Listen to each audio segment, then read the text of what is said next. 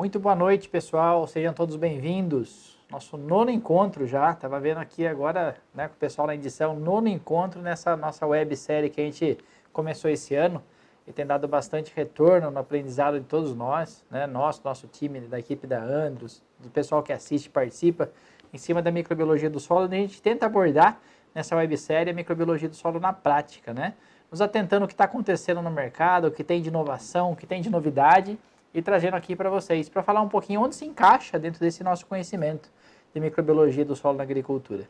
Sempre tentando trazer na nossa discussão a explicação, a conceitualização, e sempre com empresas parceiras que estão desbravando novas áreas, novas possibilidades, novas tecnologias, e hoje não é diferente. Hoje é um prazer para a gente receber aqui a empresa parceira nossa nesse nosso episódio, a Biome for All. Biome for All é uma empresa bastante promissora, bastante jovem, vocês vão escutar bem a história dela aí e o que eles fazem. E para falar sobre ela, não nesse momento, primeiro eu vou fazer a apresentação, né? Mas para dar uma boa noite para vocês e para se apresentar, eu vou chamar o microbiologista e sócio fundador da Biome for All, que é o Marcos Adonai. Marcos, boa noite, tudo bem?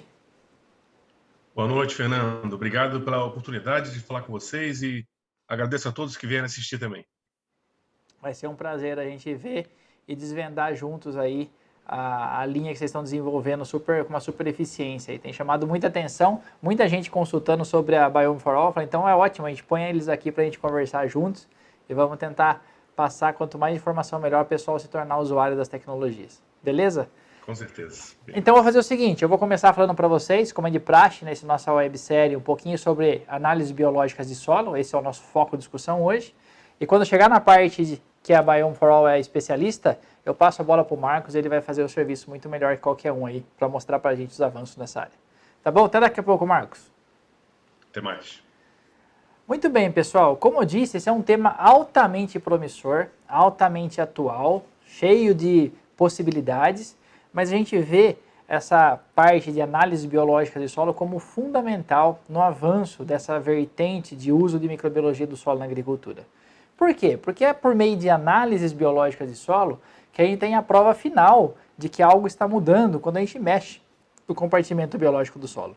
Então, para a gente recapitular conhecimentos que quem acompanha todos os nossos eventos aqui já sabe, outros que estão chegando agora é sempre bom a gente apresentar, nosso grande desafio que a gente sempre tem quando fala de microbiologia do solo em agricultura é a gente conceitualizar o que acontece com a parte biológica do solo quando a gente tem um sistema de cultivo agrícola. Por quê? Porque a nossa premissa básica é que a gente precisa mudar as condições ambientais do solo, precisamos mexer em parâmetros que acontecem no solo para tornar aquele solo um solo agricultável, com eficiência agronômica, com eficiência econômica, assim por diante. Então essa tela que eu coloquei aqui, que é bem sumarizada sobre o que a gente tem de desafios, mostra que um solo sob cultivo agrícola ele tem todas as condições ambientais distintas do que ele sempre foi ao longo do seu desenvolvimento e formação. Eu tenho ali naquele solo agrícola entrada de nutrientes solúveis, eu tenho cultivo homogêneo de plantas, eu tenho alterações do pH em relação ao nativo, processos de preparo e compactação, mudanças físicas importantes e aplicação de pesticidas. Ou seja, esses componentes do manejo geram naquele solo um novo ambiente que, consequentemente, vai hospedar uma nova configuração microbiológica naquele ambiente. Então, essa nova configuração biológica ela deve ser muito bem mensurada, avaliada, para permitir a gente fazer melhorias nesse compartimento biológico. Vamos fazer um paralelo para deixar bem clara a ideia? Se eu pegar um solo quimicamente e fizer uma análise, a gente vai saber o que fazer em relação ao aporte químico, nutricional, para tornar aquele solo mais completo e ofertar esse solo para a planta se nutrir. A gente está evoluindo e precisamos entender como é que a gente faz o mesmo processo de diagnose dentro do ambiente solo. Então a ideia é como eu analiso biologia do solo no ambiente de agricultura, né? E aí a gente vai entender que existe uma evolução bastante grande acontecendo nessa área nesse momento. Muitas novas possibilidades, muitas novas oportunidades da gente melhorar essa nossa diagnose. Se a gente for pegar historicamente, ou fazendo um gradiente do que é mais simples até o que é mais complexo, mas também esse gradiente obedecendo eficiência e detalhamento dessa parte biológica, a gente vai entender que nós podemos começar até mesmo dos chamados indicadores de melhoria da biologia do solo. Isso é uma visão prática do processo, algo que a gente usa às vezes em campo, né, em algumas demonstrações, para mostrar que se eu melhorar a parte biológica do solo, eu começo a ter ganhos no meu sistema que estão contemplados nessa pirâmide, a pirâmide de indicadores práticos de melhoria da biologia do solo. Né? O que é isso? Eu vejo o reflexo da melhoria da biologia em outros compartimentos do meu sistema, como, por exemplo, um ganho em ciclagem de nutrientes, um ganho na proteção de plantas por processos rizosféricos, portanto, menor incidência de doenças e pragas de solo. Tem um ganho na parte de degradação de defensivos, menos fitotoxicidade. Eu tenho melhor estruturação de solo e vejo melhor enraizamento vegetal. Para quem está já bem treinado aí pelos nossos conceitos e que o pessoal todo mundo já fala de microbiologia do solo, já percebe aqui que eu estou nada mais nada menos mostrando para vocês que os benefícios contemplados nesse slide, eles são na verdade derivados do ganho de restabelecimento do funcionamento biológico do meu solo. As funções do microbioma do solo são exatamente promover esse tipo de ganho. Portanto, eu posso traduzir como indicadores, veja, eu não estou usando a palavra de análise biológica, porque não é um processo analítico microbiológico, mas indicadores que me remetem a ganho da parte biológica do solo. Então isso é bem útil, bem prático para a gente fazer exposições em campo, ou algumas visitas, mas quando a gente fala, e agora, se eu quiser fazer uma análise laboratorial, com um valor científico mais acurado, como é que eu posso andar nesse terreno, né? Como é que eu posso validar o meu manejo que eu mudei? Como é que eu posso validar uma tecnologia que eu estou usando na minha área, um produto biológico, um bioinsumo? Como é que eu posso mensurar o efeito disso na parte biológica do solo? É aí que a gente adentra nas análises biológicas de solo, tá? E para sumarizar, antes de explicar cada parte, a análise biológica de solo é um grande leque de possibilidades também. Na linha de pesquisa teórica, a gente tem uma gama de possibilidades analíticas de microbiologia de solo. Eu vou colocar aqui pelo menos mais de 100 análises possíveis que a gente pode fazer, inferindo sobre o compartimento microbiológico do solo. Mas nem todas elas, ou talvez a menor parte delas, seja transferível para o ambiente prático da agricultura. Por quê? Porque nós temos que buscar análises que sejam de fácil contemplação, compreensão e uso, sejam custo-efetivas e tenham tempo de desenvolvimento adequado. Então, quando a gente começa a ver essa peneira, a gente começa a ver que muitas coisas estão surgindo de novas aí nessa área, em vários níveis de atendimento das necessidades que a gente tem para esse tipo de análise. Né? Aqui a gente tem, só para ter uma ideia de como eu tenho grupos analíticos diferentes, análises tradicionais de cultivo, análises são feitas diretamente em solo, como quantificação de biomassa, respiração e enzimas, análises feitas na planta para identificar algumas interações específicas como micorrização e nodulação, e eu tenho análises moleculares. Então eu vou passar um pouquinho por algumas dessas, né? E depois eu vou deixar a parte de análise molecular exatamente para o Adonai mostrar o que eles fizeram, o que eles estão fazendo aí de inovação nessa área. Então vamos lá. Primeiro tema aí seria um cultivo microbiano, né? O mais clássico, para quem nunca viu falar de análise biológica ou para quem nunca falou, entendeu de microbiologia analiticamente, é o que vem na cabeça quando a gente fala de análise microbiológica. Plaquinhas de cultivo, contendo o meio de cultura e ali crescem as colônias. Muito bem. Né? Aí nós temos nesse ambiente meios que a gente chama de não seletivos. Por quê? Porque vão crescer fungos em geral ou bactérias em geral. Temos meios seletivos, aí nós estamos falando que para crescer, formar uma colônia naquele meio de cultura, o organismo tem que ter uma habilidade. Então a gente vai, por exemplo, usar um meio de cultura sem nitrogênio para cultivar os fixadores de N, que vão pegar o nitrogênio do ar. A gente vai ter meio de cultura seletivos para solubilizadores de fósforo, como? Colocando fonte de fósforo a ser utilizada que não são solúveis, né? E assim por diante. Produtores de algumas enzimas, nós vamos colocar o substrato para ver a degradação daquele substrato. O meio seletivo, ele já mensura, já tem como alvo um grupo de organismos específico a ser quantificado, tá? E os meios específicos, que na agricultura a gente usa muito mais para a parte fitopatogênicos, né? Para análises clínicas, de clínica fitopatológica, são pouco eficientes para olhar para outros organismos que não os patógenos. Na verdade, meio ser específico quer dizer só cresce aquela espécie, né? Então é muito mais fácil ser utilizado esse tipo de tecnologia em sistemas mais simples ou mais conhecidos, como até a clínica humana, onde tem vários meios que são usados para detecção de patógeno. Na agricultura, para fitopatologia, isso tem algum emprego. Mas veja, isso é um meio, meio é meio de cultura, né? É uma forma de acessar a microbiologia através de cultivo, quer dizer, o micro-organismo deve proliferar nessas plaquinhas de cultivo para aparecer a colônia, que é o que a gente enxerga. Muito da microbiologia anda assim, funciona assim. mas a gente sabe que esse método é pouco eficiente em mensurar tudo que eu tenho de vivo no solo. Na verdade, o que a gente vai ter quando a gente faz uma análise de cultivo, mais ou menos representado didaticamente, é o que está aqui. Eu pego uma amostra de solo, coloco no meio de cultura e as coloniazinhas que aparecem ali representam uma parte do que eu tenho no solo, né? E essa parte, na verdade, é bastante pequena. Menos de 1% dos organismos do solo, eles vão se desenvolver em meio de cultura. Olha que informação importante. Se eu pegar 1000 células de forma aleatória do solo e colocar no meio de cultura de bactérias ou de fungos, eu vou ter ali 10, 15 colônias no máximo. A maior parte dos organismos do solo não se multiplica em meio de cultura. Por quê? Porque o meio de cultura é muito simplista perto da complexidade ambiental que é o solo. E porque no meio de cultura os organismos devem viver de forma isolada. E no solo eles vivem em redes de interações muito bem conectadas, onde um depende do outro para muitos processos. Então essa análise de cultivo, apesar de fundamental, importante, daí derivam todos os bioinsumos que a gente usa, ela é limitante para a gente falar em qualidade biológica de um solo só por cultivo. Quando a gente aprendeu isso, e a gente, que eu falei, a ciência, né? Final da década de 90, essa foi essa constatação, começou-se a utilizar formas que não dependem de cultivo para acessar a microbiologia do solo.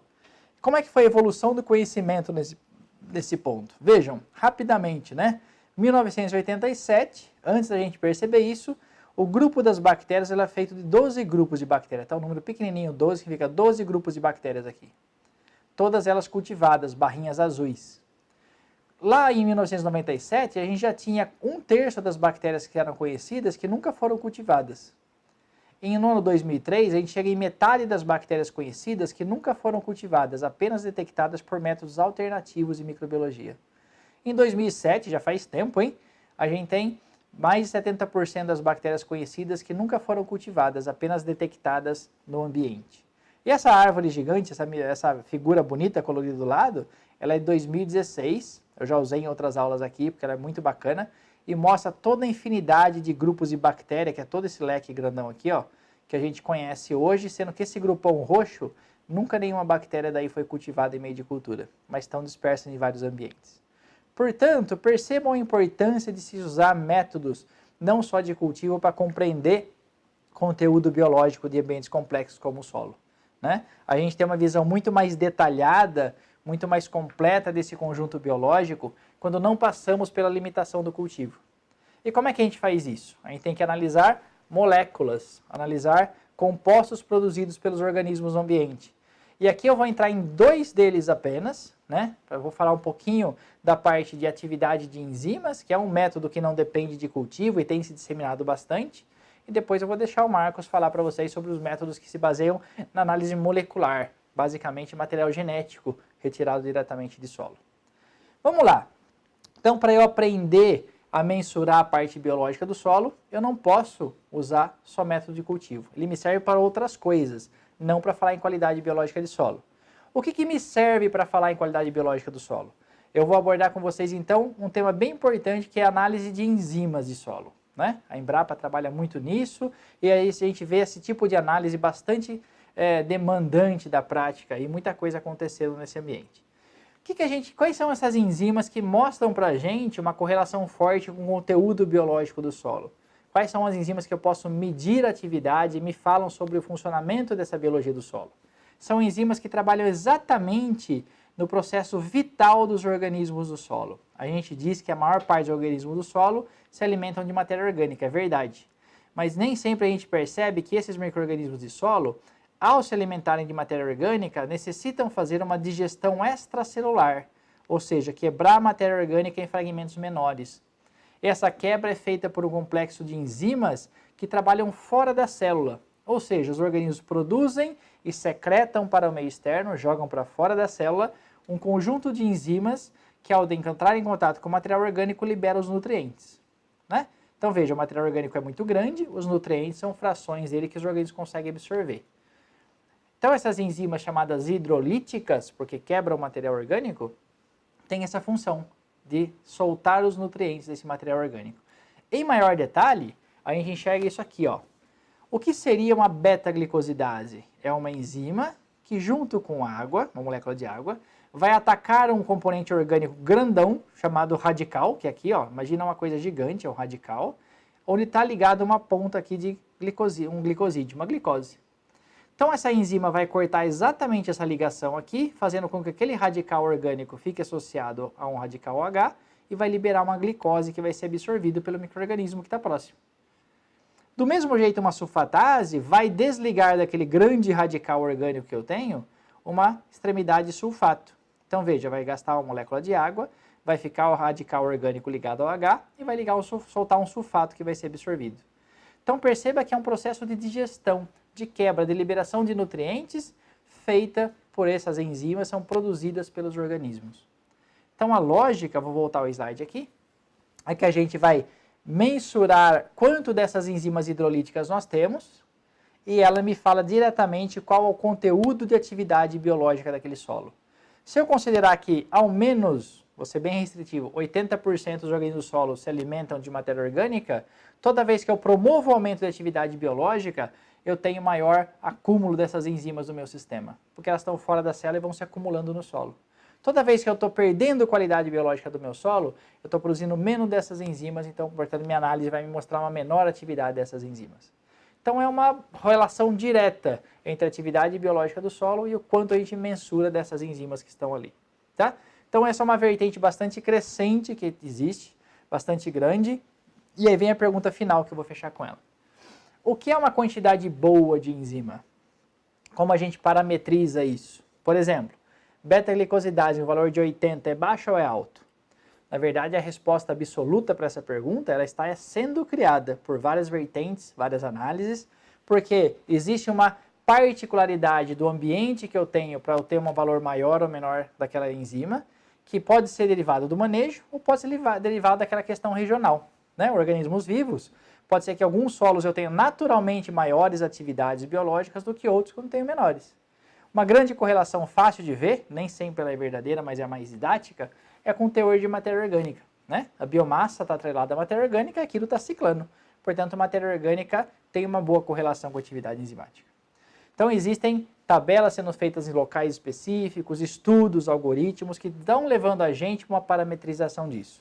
Mas é muito importante entender que ainda é importante, que ainda é fundamental a gente trabalhar sempre que possível com comparações, né? Comparações, manejo 1, manejo 2, manejo 1 com 2 com 3, e aí sim eu tenho uma assertividade muito grande em falar onde eu estou tendo ganho ou diminuição da parte de atividade biológica do meu solo. Com essa visão, a gente consegue avançar no conceito de usar esses indicadores enzimáticos como diretamente ligados à atividade biológica do solo, e a gente consegue monitorar o que está acontecendo frente ao manejo, frente à alternativa que eu tenho de produto biológico e assim por diante. É uma tecnologia fundamental, crucial, muito bem colocada no mercado, né? E muito bem empregada na maioria das vezes. E tem uma crescente curva de uso aí por produtores, consultores, empresas, porque é uma forma muito importante da gente mensurar a parte biológica do solo. Né? Então a gente espera que isso vá avançar cada vez mais na compreensão de quem usa, na encomenda que se faz, na expectativa de resultado que a gente vai ter. É isso que a gente percebe. Muito bem, essa parte de enzimas, ela caminha bastante nessa forma, né? Ela caminha bastante mostrando pra gente o potencial que ela tem de facilmente mostrar um número. Então eu comparo os ambientes e falo, esse é melhor que aquele porque ele tem maior produção de enzimas.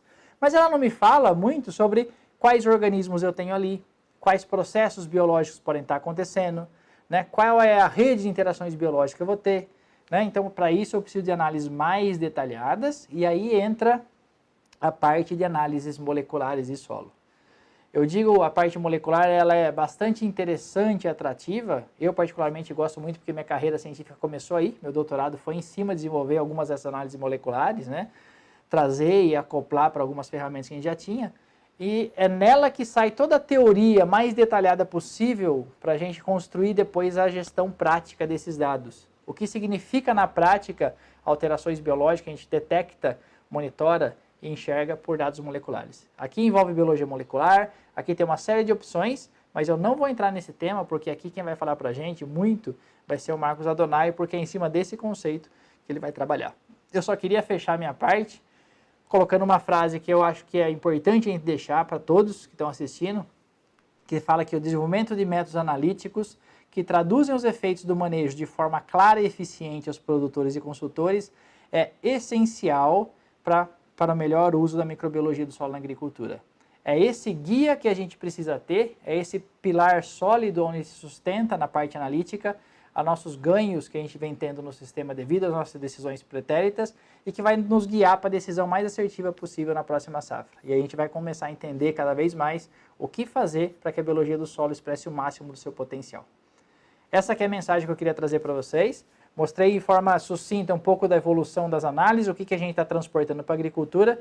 E agora eu vou chamar o Marcos aqui, primeiro para respirar, enquanto faz algum comentário ele, e depois eu vou querer ver muita apresentação dele em cima do que a Biome for All está desenvolvendo. Maravilha, Fernando. Foi muito boa as tuas colocações, essa visão geral das análises biológicas, né?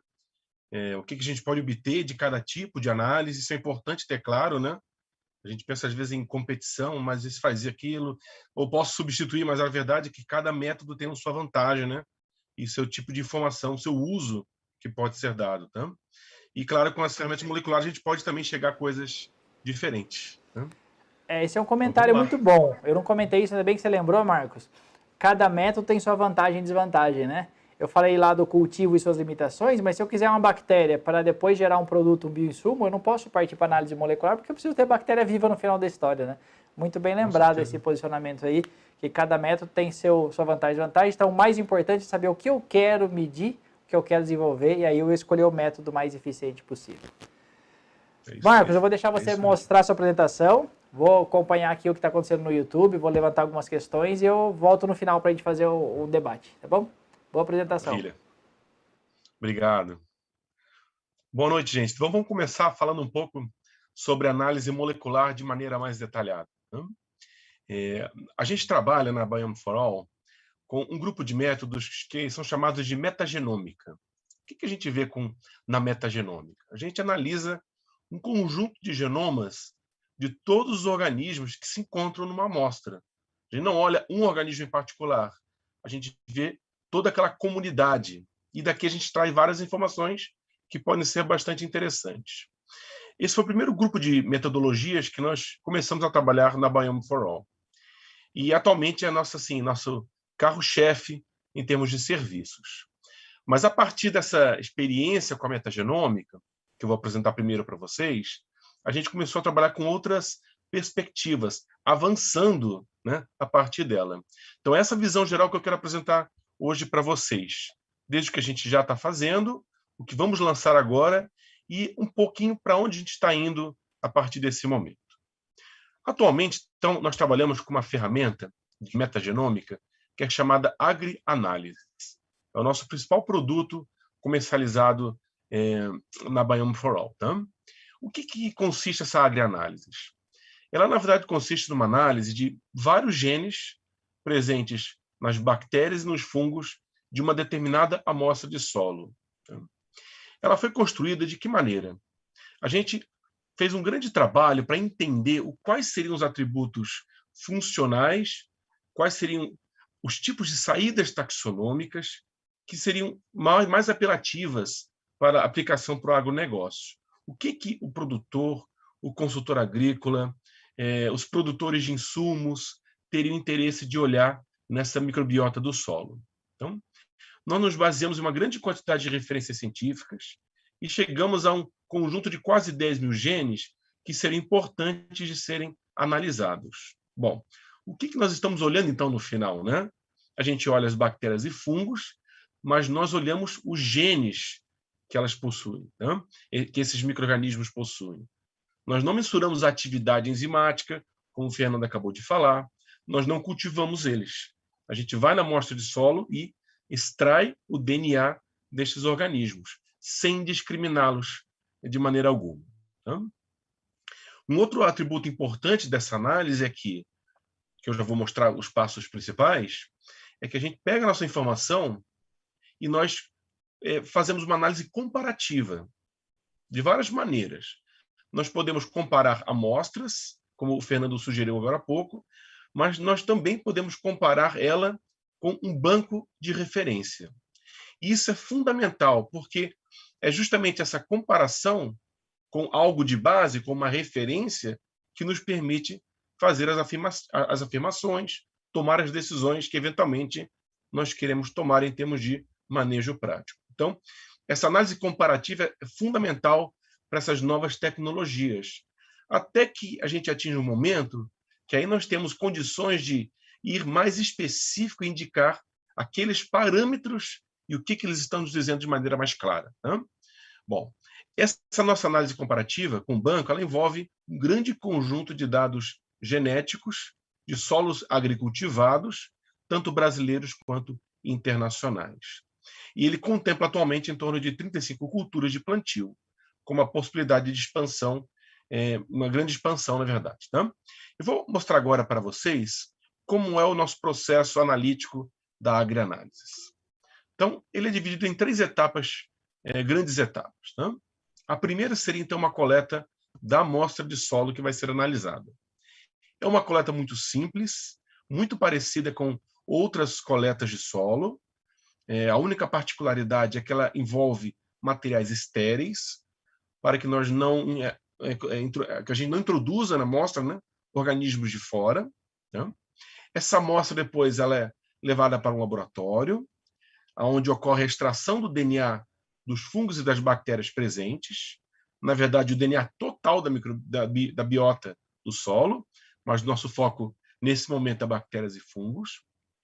Esse DNA extraído ele é usado para o sequenciamento, então a gente vai determinar o quê? Quais são as sequências de bases nitrogenadas presentes nesses genomas dos vários organismos. Tá? Mas atualmente a gente foca especificamente em 2 genes, que vão nos dizer quais são os organismos presentes. Há a possibilidade de nós sequenciarmos todo o genoma de cada um desses organismos que estão presentes na amostra. Mas atualmente nossa abordagem é primariamente taxonômica. Bom, esse grande conjunto de dados taxonômicos, ele então é interpretado por essa ferramenta que é a agrianálise. E daqui nós extraímos 2 tipos de informação. Primeiramente, a taxonomia, como eu falei, mas tendo conhecido esses organismos, a gente consegue chegar nas funções, ou seja, o que eles fazem naquele solo em particular. Vamos ver isso de maneira mais detalhada. Então, a nossa amostragem envolve um kit de coleta, que é desenvolvido por nós. Né? Esse kit, então, ele envolve esses materiais estéreis. O produtor ou o consultor pode coletar no local em si. A nossa recomendação é que seja feita a coleta na linha de plantio, na rizosfera em particular, mas claro que se você trabalha com um solo entre safras, não temos linha de plantio, então a gente trabalha com coleta sem discriminar essas regiões. Tá? Essa amostra que vai ser então encaminhada para o laboratório. Uma vez no laboratório, o que nós faremos? Nós vamos extrair o DNA e nós vamos amplificar 2 genes em particular. Estes genes são chamados de 16S e, na verdade, o segundo uma região do genoma dos fungos, chamada ITS. O que essas 2 regiões nos dizem? O 16S ele nos diz a identidade dos micro-organismos presentes no caso de bactérias, ou procariotos em geral, bactérias e arqueias. E a região ITS, ela nos dá a identidade dos fungos.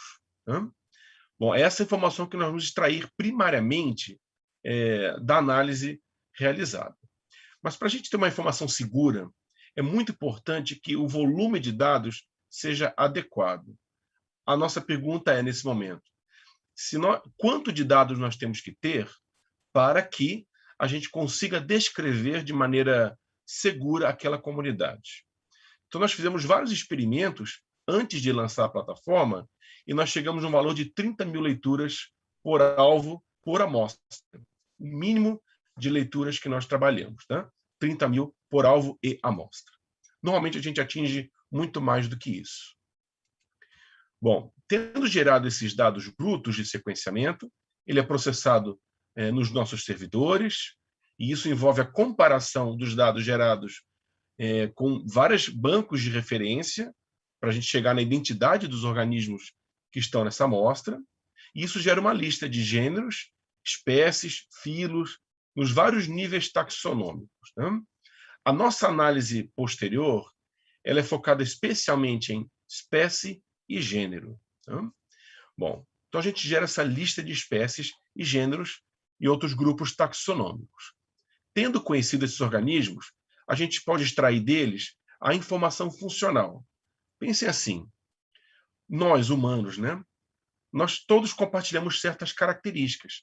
A gente raciocina, a gente se alimenta de compostos orgânicos, nosso alimento é orgânico, a gente respira o oxigênio. Por mais que nós tenhamos diferenças, existe um grupo de características que nos torna humanos. A mesma ideia, de maneira análoga, acontece com cada micro-organismo.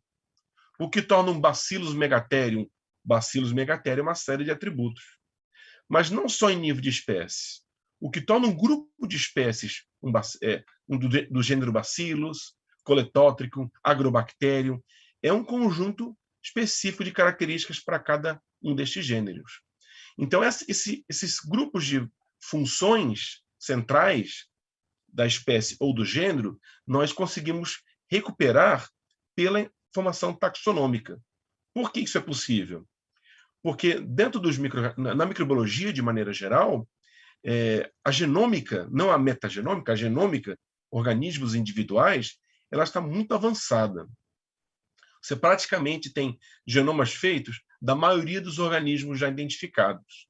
Ora, então se a gente cruzar a lista de espécies identificadas com essa informação genômica que já existe, que é pública, a gente consegue inferir os atributos funcionais.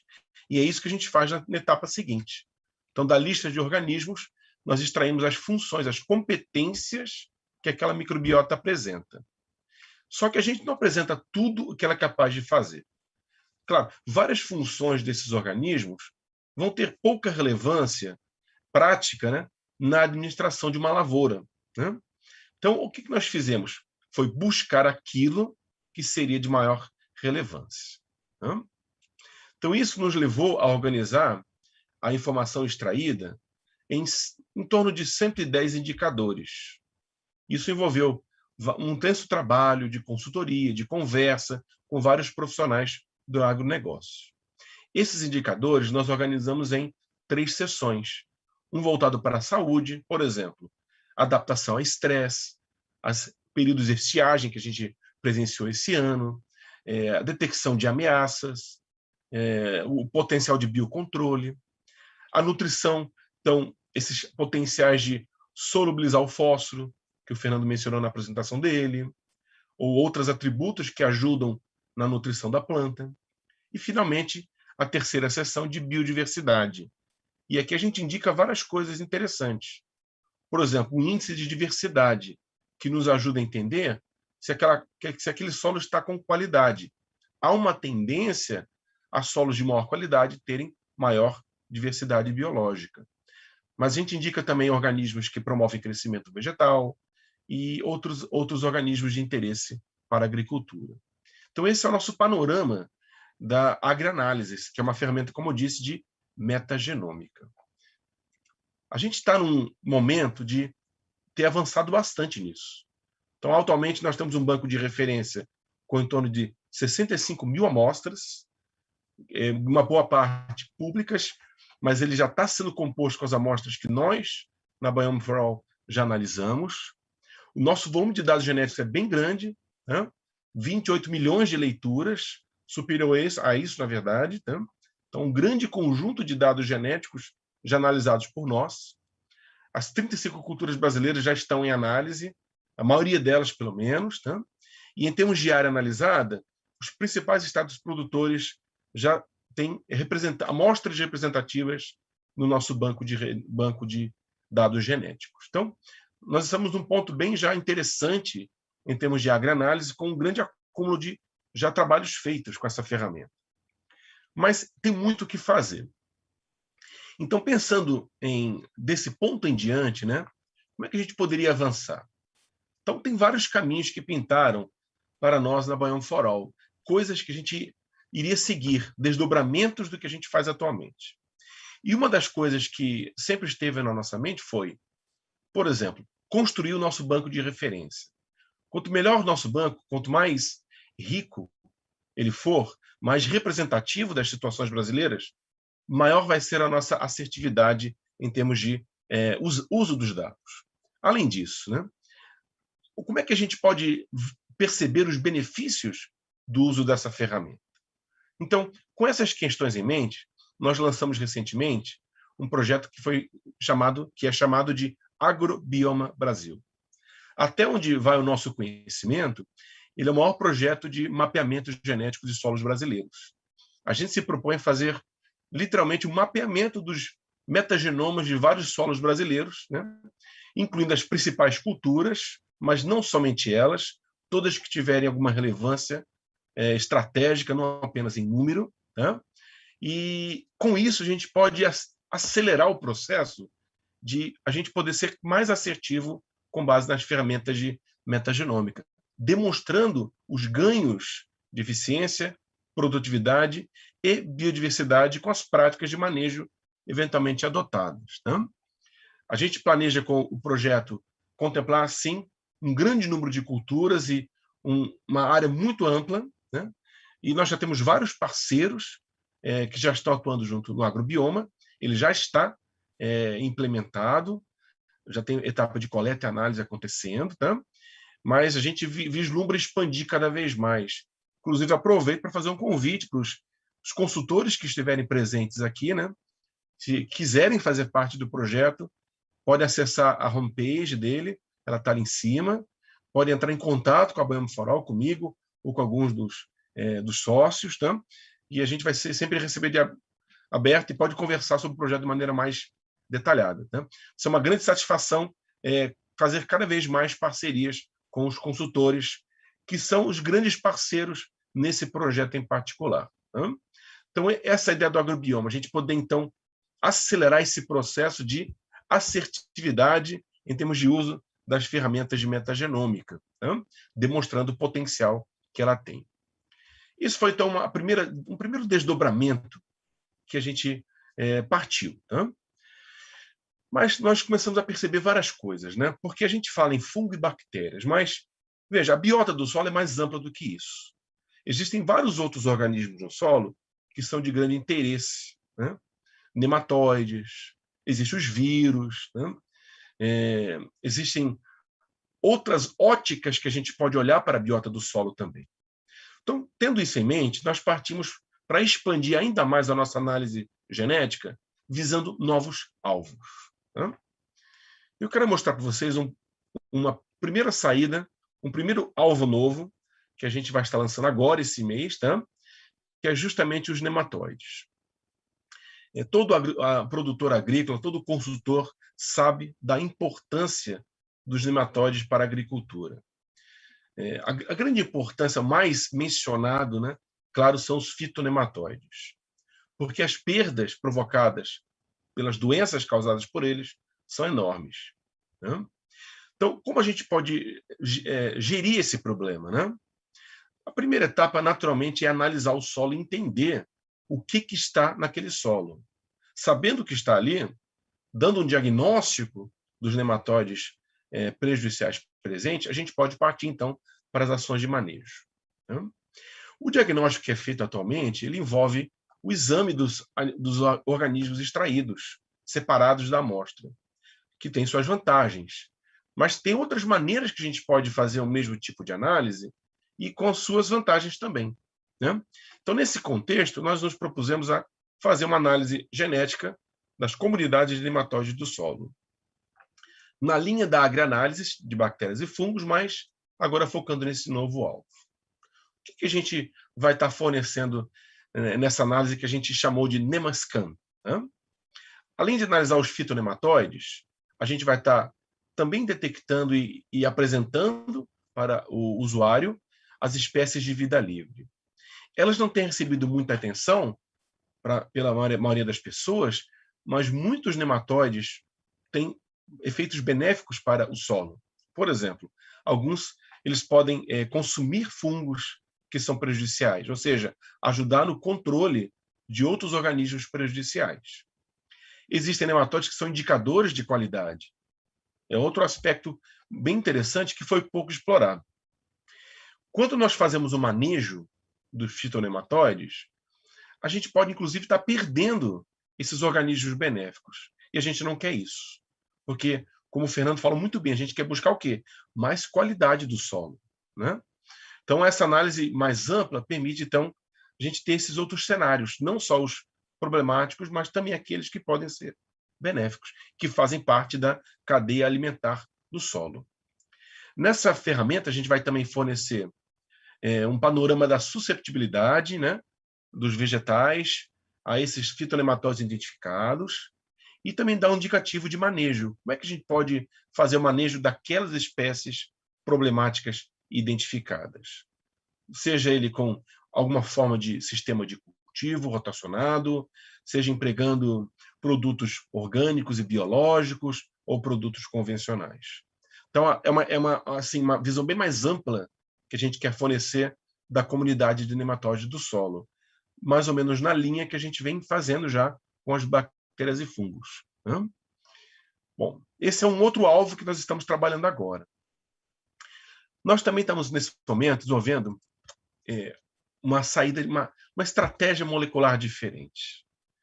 Então, em vez de a gente olhar a metagenômica, trabalhar apenas com a metagenômica, que tem a função importantíssima de nos dar o panorama mais completo de uma comunidade, a gente vai começar a trabalhar também com a detecção de organismos ou alvos específicos pelo qPCR. Para aqueles que nunca ouviram falar disso, né? O qPCR é aquele procedimento que é usado para dar o diagnóstico de COVID. Todo mundo já, infelizmente, está sabendo desse diagnóstico, né? Que a gente tem que fazer às vezes. Então, é o mesmo tipo de procedimento. Ele permite, então, identificar e quantificar alvos específicos.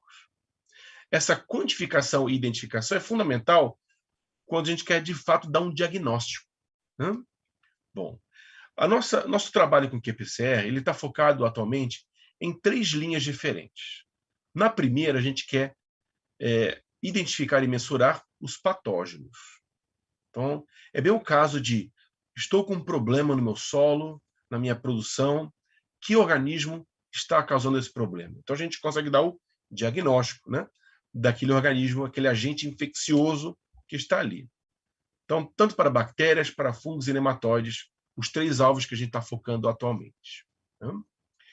Agora, a gente pode usar a mesma ferramenta para os fins mais benéficos, para ver os organismos mais benéficos. Então, a gente vai usá-la também para mensurar os ativos biológicos de bioinsumos, os organismos usados em bioinsumos, né? E a gente quer saber o quê, por exemplo, né? Eles estão lá, em qual quantidade, como é que nós podemos melhorar essa quantidade? Isso é um desdobramento da ferramenta em si. Então, tem várias possibilidades diferentes aplicando o qPCR, né?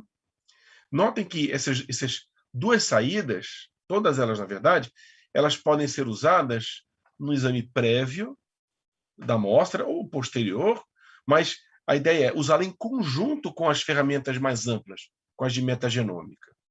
Assim a gente consegue ver a visão geral e os organismos específicos. Por exemplo, imagine que nós diagnosticamos um problema determinado com qPCR.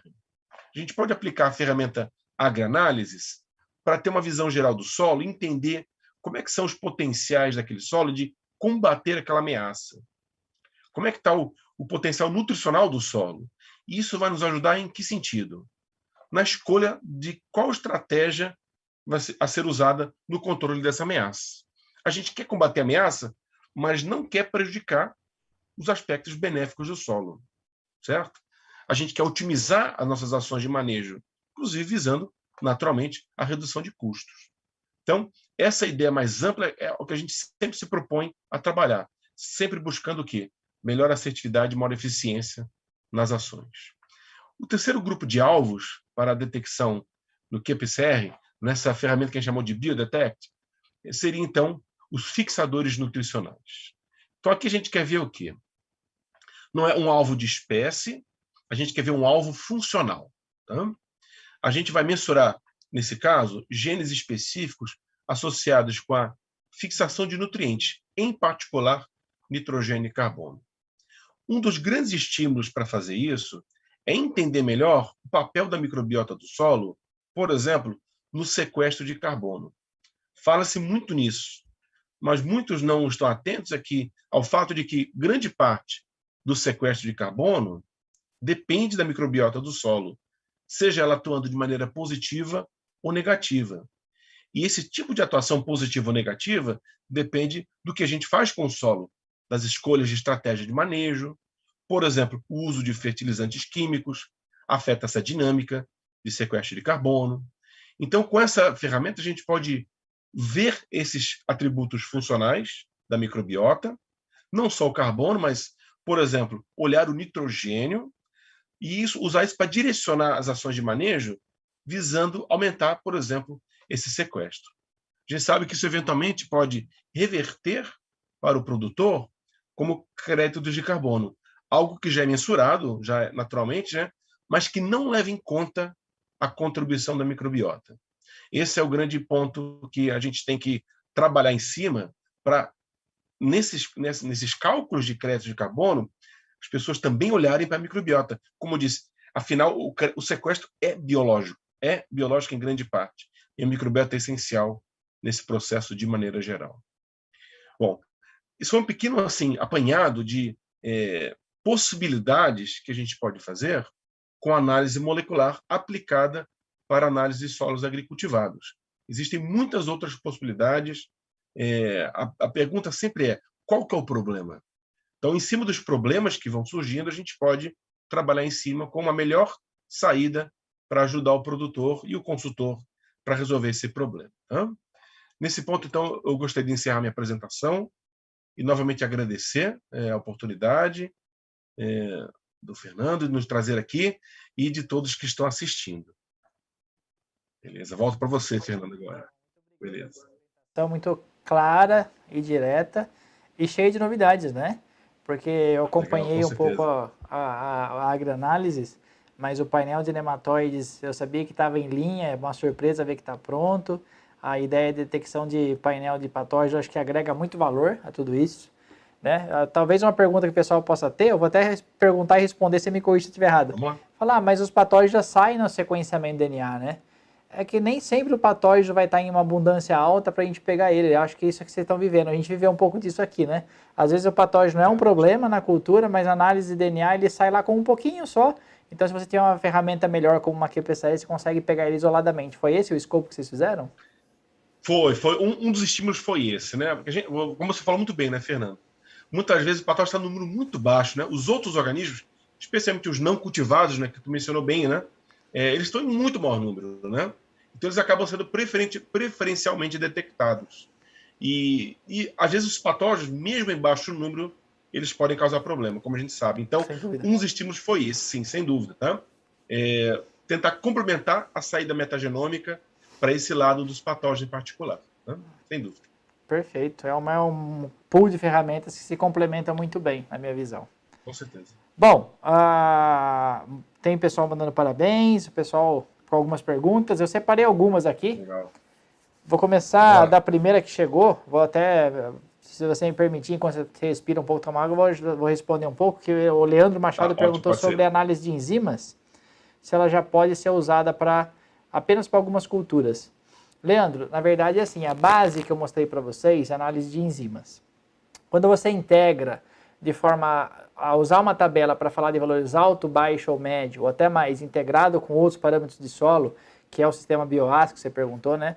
Que é o sistema da Embrapa, aí sim essas tabelas e algoritmos estão prontos para algumas culturas, onde tudo já está muito bem validado e seria um modelo mais confiável de se usar uma tabela referenciada. Por exemplo, para culturas de grão do cerrado, tem lá as tabelas que falam quais são os valores de atividade biológica considerados baixo, médio ou alto. Então, para usar de forma isolada e classificar uma área, sem dúvida, você tem uma limitação por hora dessas áreas, mas a Embrapa está trabalhando para expandir isso. Se você quiser analisar unicamente atividade biológica sem o restante da integração e fazer uma análise comparativa, talhão 1, talhão 2, aí você pode usar esse conceito para qualquer área, para qualquer coisa. Por quê? Porque você não está integrando com o restante do solo, você está mantendo a sua área homogênea e está entendendo a variação local. Aí, para um experimento, essa análise é tão assertiva quanto, mas se você pegar uma única amostra, vamos dizer, do solo do sul, você não vai saber se aquele valor é alto, médio ou baixo com grande acurácia. Tem outras tabelas, né? A Fundação ABC tem uma, a própria Andus tem uma, que são mais gerais, mas que dão alguma diretriz. Mas é importante entender que sempre a gente vai ser 100% correto na nossa interpretação quando a gente faz uma comparação. A parametrização está sendo construída nesse momento, o que não impede a gente de usar a análise comparativa para inferir em melhores manejos, tá? Acho que esse é o principal ponto. Agora vamos passar uma para você, Adonai. Vamos lá. José Ultímio Junqueira. Boa noite. A agroanálise é quantitativa ou só qualitativa? Dá uma esmiuçada nessa questão. Boa pergunta. A gente apresenta ela de maneira, vamos dizer assim, semi-quantitativa, tá? Por quê? Porque ela se baseia em frequência, tá? Não são números absolutos. Ela não é somente qualitativa, isso é importante a gente ter em mente, tá? Mas é o que você acabou de falar para outra pergunta. É sempre de maneira relativa, é algo parecido, tá? Sempre de maneira relativa. Então, ela nos dá, sim, uma ideia relativa de quantidade. O número absoluto de quantidade aí tem que ser um QPCR mesmo, como destaquei antes, tá? Então, ela não é qualitativa apenas, mas não é completamente quantitativa, como seria, por exemplo, um QPCR, uma contagem de bactérias em placas, né? Que a gente já conhece bastante tempo, tá? Ela vai estar flutuando dentro de uma variação dentro do que existe do banco de dados, né? Essa é uma parte Exatamente bacana. isso, essa é a ideia. E eu vou até fazer um comentário, eu queria que você comentasse um pouquinho em cima disso.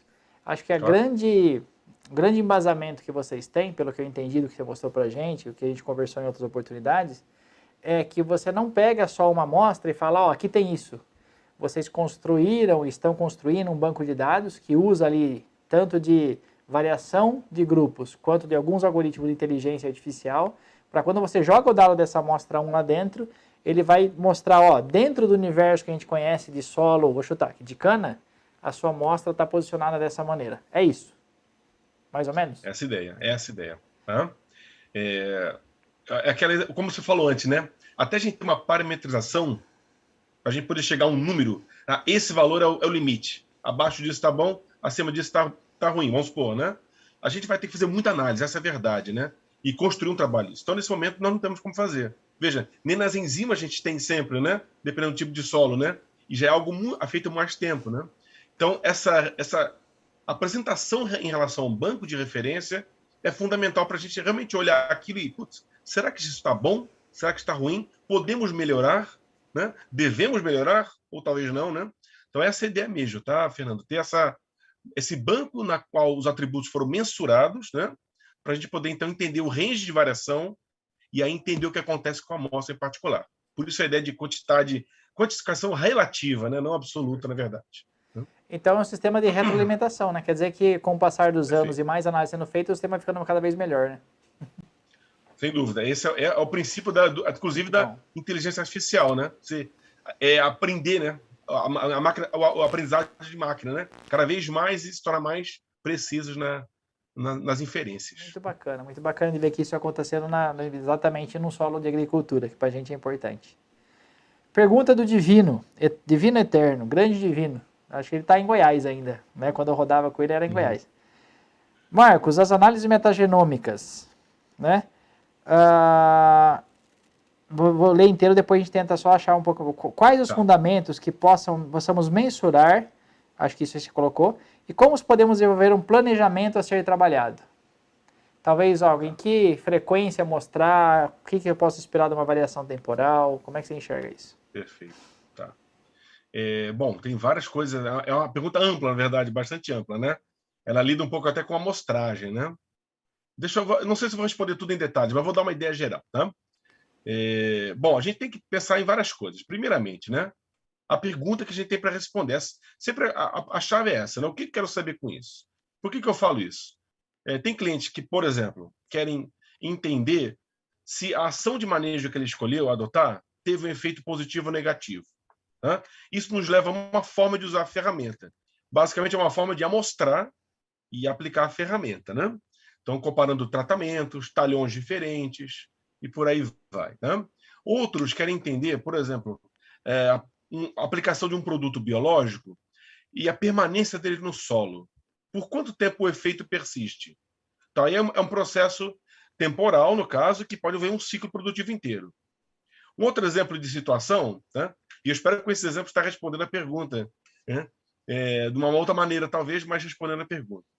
Uma outra situação que surgiu foi, a gente está mudando agora uma estratégia, depois de muitas décadas aplicando um monocultivo, sabe, aquelas ações mais tradicionais que degradaram o solo, aquele solo em particular. Então a gente quer começar a usar a metagenômica para ter essa base agora e daqui a 3, 4 anos mensurar de novo e ver se teve o ganho de qualidade que a gente esperaria. Né? Então vejam, são várias maneiras diferentes, temporalmente e espacialmente, de aplicar a mesma ferramenta. Tá? Dentro dessas várias opções, a gente trabalha com uma área de amostragem, que aí varia dependendo da cultura, da heterogeneidade do solo. Né? É uma amostra composta, a gente sempre fala isso, né? Mas até isso a gente trabalha de maneira bem personalizada para cada pergunta em particular. Tá? Não sei se eu consegui responder tudo o que foi perguntado, mas para dar uma ideia, tá? Para quem perguntou como é que seria o uso dela em si. Tá? Não, muito bom. Agora uma pergunta simples e direta, essa é até importante, quero saber a resposta. Marcos Lourenço perguntou. Análise metatranscriptômica, né? Tira o DNA, põe RNA. Está no horizonte ou ainda é algo distante? Está no horizonte. O problema é muito simples, é o custo. O problema é o custo, tá? A gente evoluiu, né? Você sabe bem isso, né, Fernando? Eu sempre cito um dado real, não é inventado, não, tá? Há uns 10 anos atrás, fazer um genoma humano custava em torno de US$ 30.000. Hoje custa R$ 500. Você entende? Então, a análise de DNA já está nesse ponto. RNA ainda está cara. Além disso, né? O problema do RNA é o seguinte, é que ele é mais lábil que o DNA. Então tem a questão de ele durar menos na amostra. Isso dificulta em que sentido? A questão de coleta e envio da amostra para o laboratório. Tá? A logística tem que ser um pouco diferente. Mas ela está no horizonte sim, por quê? Como o Marco Lourenço, né, ele perguntou, né? Ela é super importante porque com a metatranscriptoma a gente consegue ver o que está acontecendo naquele momento, o que está ativo de fato naquele momento. É uma junção de atividade microbiana com genômica. Tá? Então, sim, está no horizonte. Vamos ver se em breve o custo cai e a gente pode realmente voltar e ampliar a nossa ferramenta para ela também. Muito bom, muito bom. Mais uma dessas metodológicas, né? O Solismar, ele contou uma história aqui, que me deixa com uma pulga atrás da orelha. No final da história quer saber assim, tamanho da amostra. 1 grama e 1 quilo? Isso eu que falei umas vezes para ele. E tem trabalhos que mostram isso, quero a sua opinião. 1 grama e 1 quilo, para bactéria dá a mesma coisa, né? Para fungo também. Menos de meio grama a gente começa a ter diferença. Queria a sua opinião. Que número, tamanho de amostra vocês trabalham e por que pode trabalhar com uma amostra tão reduzida? Bem, agradecer ao Solismar para assistir a live aí, né? Seja bem-vindo, bem-vindo, tá? Esse problema é antigo na ecologia. A pergunta que a gente lida na ecologia é escala, a questão de escala, tá? E, sem dúvida, acima de um certo valor não faz diferença para a microbiota, tá? Porque a heterogeneidade que existe em microescala não vai ser percebida. Tá? Então, sim, quando as amostras ficam muito pequenas, aí a gente consegue, sim, ter esse efeito, esse efeito heterogêneo, e aí se torna significante. Tá? O que a gente tem feito, de maneira geral, em solos? A gente não tem olhado a microescala. Essa é a verdade. Porque a gente está falando em áreas, em talhões, né? Então, aquela heterogeneidade em microescala, né, acaba não sendo de significância para um processo ecológico que ocorre numa escala muito maior. Então, sempre a questão de escala é fundamental em qualquer pergunta ambiental. Com que escala o meu processo-alvo está acontecendo, tá? Bom, o cuidado, então, que a gente tem que ter é trabalhar com uma escala condizente com o processo, que vão ser quantidades maiores, grama para cima, como você mencionou, tá? E aí o cuidado de ter uma amostra composta. Claro, o ideal talvez fosse, né? Nós não trabalharmos com amostras compostas. Várias amostras, né? Só que, claro, o custo entra como fator limitante nesse sentido. A amostra composta acaba sendo uma solução para esse problema de custo. Né? Perfeito, perfeito. É que é difícil para quem trabalha normalmente com quilos de solo, aí você fala assim, vou pegar 1 grama, vou tirar 0,1 ml, desse 0,1 ml é 1% que vai para análise ainda, né? E aí a gente tem sucesso para Mas, representar. assim, eu posso falar de uns resultados que a gente fez de alguns locais, claro. do mesmo talão, várias amostras, e a diferença é ínfima, sabe? Por quê? Porque essas diferenças grandes mesmo na microbiota vão acontecer numa escala muito pequena, entende? Então eu posso comprovar de experiência mesmo que não há grande diferença. Agora, se você compara rizosfera com entrelinha, aí você vê grande diferença. Aí sim. Perfeito, perfeito. A gente tá chegando no final, mas tem mais 2 pontos que eu queria abordar com você. Tô deixando uma difícil pro final, tá? Uma é Claro. bacana. José Utímio, que tinha feito uma pergunta anterior, mandou mais uma boa aqui. Ele falou assim, dentro do seu banco de dados, você tem parâmetros para solo, por exemplo, manejo orgânico, manejo convencional? E eu vou até expandir a pergunta dele. Quem quiser pode entrar no seu banco de dados e pegar umas amostras e fazer a comparação, enxergar ou não? Como é que é? Tá. Vou falar a segunda pergunta primeiro, tá? Atualmente ainda não. A gente tem um sistema de assinatura, tá? Que aí, sim, a ideia é que o usuário faça isso. Por quê? Acho que ele percebeu, né, a vantagem, assim, o valor que tem o banco de dados, tá? Então, a ideia é, sim, que eventualmente, com assinatura, o cliente possa acessar o banco, tá? Então, fica aí já a dica. Se quiser mais saber detalhes, é só entrar em contato que a gente conversa, tá? Mas a gente tem, sim, essa segmentação de diferentes tratamentos, tipos de solos diferentes. A gente tem dados de solos com teor de matéria orgânica diferente, razão carbono nitrogênio, sabe? Aquilo que a gente conhece de solo, ele é incorporado na nossa base de dados. Uma das coisas que eu não falei hoje, mas que vai entrar em breve, é a gente incorporar isso de maneira explícita também nas ferramentas, na nossa plataforma. Tá? Então, a gente vai poder fazer essa seleção, inclusive, de bancos, claro, os usuários da plataforma. Tá? Então, essas perguntas foram muito boas mesmo. Então, sim, é possível as duas coisas, tá? Através da nossa plataforma, sim. Tá? Muito bacana, né? Tem uma infinidade de possibilidades aí. Agora a última, que é mais difícil, do Herbert Felipe. Na minha opinião, é mais difícil de responder. Há correlação entre os resultados de enzima e de metagenômica? Boa pergunta. A gente está trabalhando nessa avaliação. Inclusive, com o Fernando é parceiro nosso nisso, tá? A gente está fazendo esse tipo de correlação. É uma pergunta, não é a primeira vez que surge, tá? A gente tem que entender que são duas coisas diferentes, primeiramente. Né? A gente olha com as metagenômicas, o DNA, né? Não necessariamente o que o DNA contém, codifica, está sendo expresso o tempo todo. Para muitos genes, essa correlação já é mensurada para alguns solos. Vou citar um exemplo: fixação do carbono.